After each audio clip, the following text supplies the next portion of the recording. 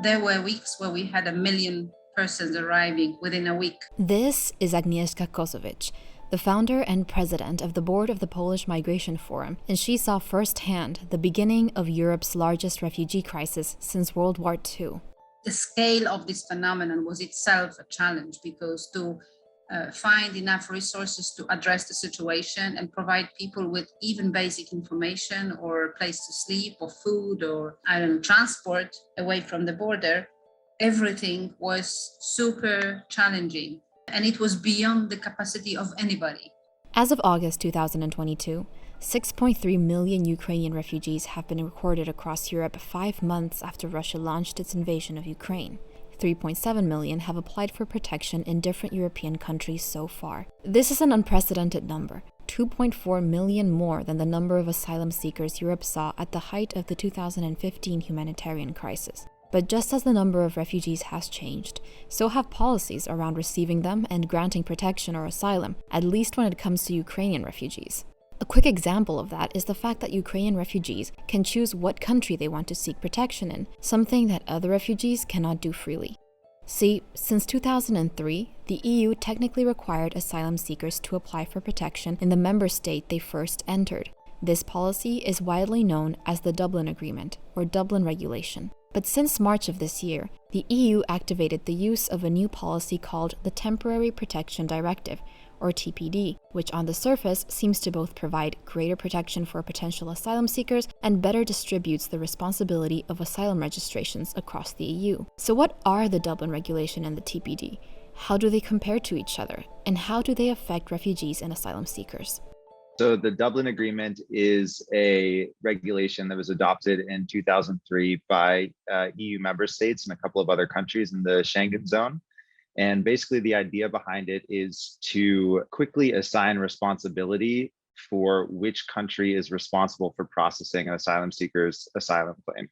The Dublin Regulation was amended in 2013, which resulted in the latest version of the policy called Dublin III Regulation, and it applies to all Dublin signatories, which include EU member states, plus other countries like Iceland, Liechtenstein, Norway, and Switzerland. So, how is the responsibility of asylum processes actually distributed? Well, there are different sets of criteria to determine this, but aside from family reunification or prior visa or residency cases, it is often the first country of entry and, most importantly, where asylum seekers were first fingerprinted that will determine what state is responsible for processing their claim.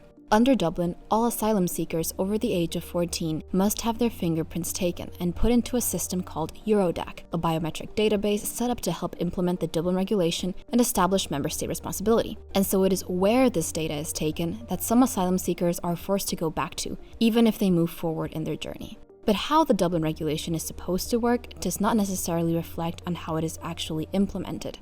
Dublin can provide safe legal routes for people with close family members, but I wouldn't say that that benefit outweighs the violence of returning someone to their fingerprints against their will, That's the voice of Lucy Alper.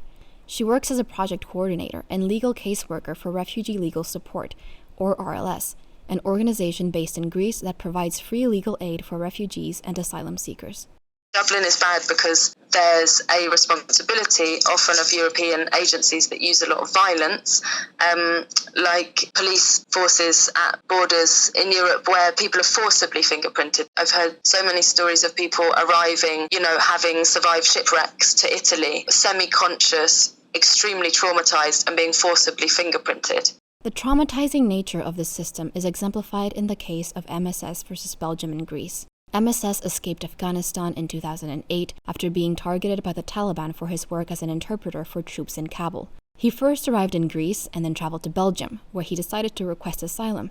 However, because he was initially fingerprinted in Greece, his request was denied and he was sent back. This decision resulted in MSS enduring extremely inhumane detainment conditions in Greece, like living in an overcrowded prison and, after being released, having to live on the streets without access to basic social or medical care for months. In 2009, MSS brought his case to the European Court of Human Rights, and he won. This case was extremely impactful and at the time resulted in several EU countries halting transfers of asylum seekers to Greece. This halt was lifted in 2017. However, many civil society organizations claimed at the time that conditions were still not good enough for asylum seekers to be returned, and to this day, some EU countries like Germany still prevent certain cases of asylum seekers to be sent back, due to the poor conditions refugees face in Greece. In fact, Dublin's failures continuously put the human rights of asylum seekers at risk. Some end up spending prolonged periods of time in camps awaiting asylum procedures to be finalized, with limited access to basic resources, while others continue to migrate without any protection. But this is not the process that Ukrainian refugees are facing under the recently activated Temporary Protection Directive.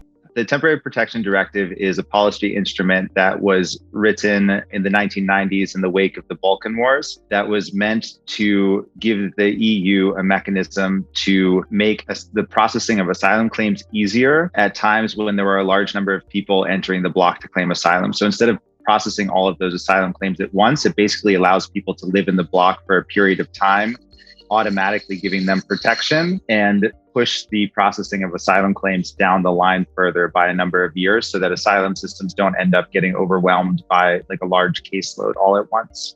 The directive was activated on March 4th by the EU Justice and Home Affairs Council, a week after Russia began its invasion. Technically, Ukrainian nationals, stateless persons, and third country nationals who were under international protection and living in Ukraine before or on the 24th of February 2022 are all eligible for temporary protection. However, there are caveats to this eligibility criteria. Stateless people or third country nationals have to demonstrate that they can't return to quote-unquote safe, durable conditions in their home countries. There are also third country nationals who, due to various reasons, may have not had the chance to process international protection and student visas, leaving them without protection as they flee the war. On top of spacing out applications, as Eric said, the Temporary Protection Directive also benefits refugees in ways that the Dublin Regulation has not so far. For example, those seeking protection can apply for it in the country of their choice and even deregister and re-register in another country. This protection status can last for up to 3 years. Under the directive, refugees can have access to a residence permit, the labor market, and other welfare services after completing a simple registration process. On paper, the TPD seems to allow for better responsibility distribution among member states, while at the same time giving people fleeing extraordinary circumstances appropriate time and protection while migrating. So why wasn't it applied in the 2015 crisis? One is that, just the geographical proximity of Ukraine to the EU made it so that it would not be possible for Ukrainian refugees to go anywhere else. Ukraine shares a border with a number of EU countries, and so the country of first asylum that people were entering were EU countries. Another explanation is that the EU is not looking at its refugee policy in the context of Ukraine as refugee policy per se, is looking at it as part of its overall political response to Russia's invasion of Ukraine. So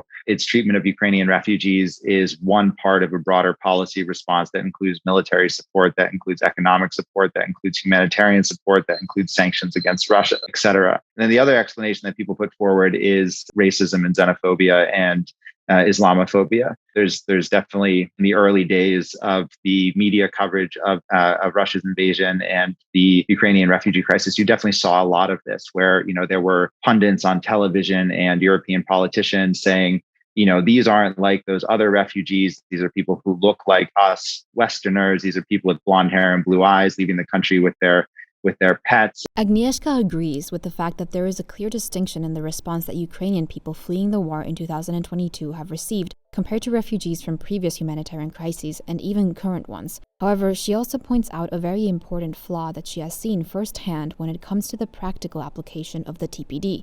And that is how this directive interacts with existing legislation in each country that it is activated in. Even though the Temporary Protection Directive was adopted, we still don't have a clear understanding what it means for each country. How is it in practice interpreted?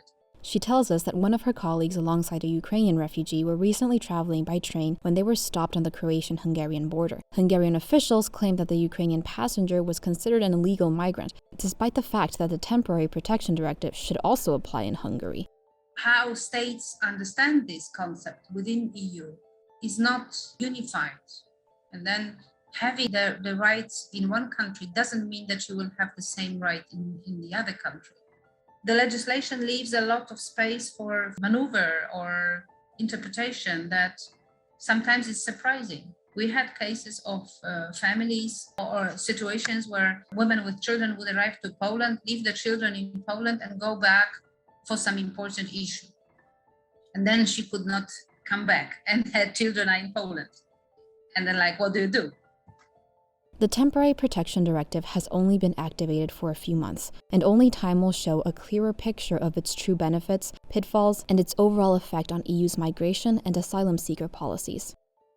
In the meantime, it's displaced peoples that bear the brunt of the immediate and long-term consequences of these policies. If you'd like to learn more about the Dublin Regulation or the Temporary Protection Directive, visit us at www.thenewhumanitarian.org.